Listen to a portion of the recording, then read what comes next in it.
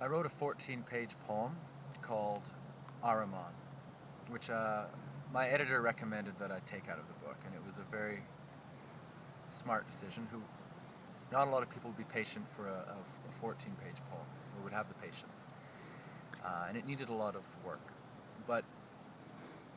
And while I thought that something essential was being taken out of the book, of course, what was in that poem informed the manuscript in more subtle ways, even with that poem absent. The title Ahriman is the name originally of a Zoroastrian deity, and how I encountered that name was with some small exposure to a philosophy, or possibly a religious form of thought called anthroposophy. Without explaining too much about it, they defined two forms of evil, Luciferic and Ahrimanic, that were both useful, but as forces or as influences could be out of balance.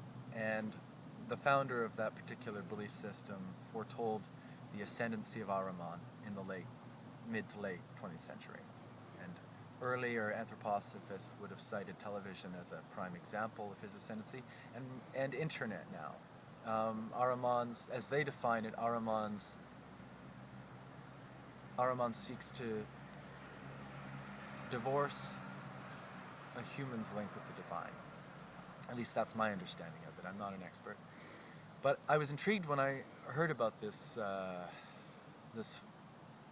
force called Ahriman, because it seemed to be what I was writing about, but I didn't know it. It was a name for something I was writing about. Ahriman is a different creature, and yet it helped me to think of this deity of technology,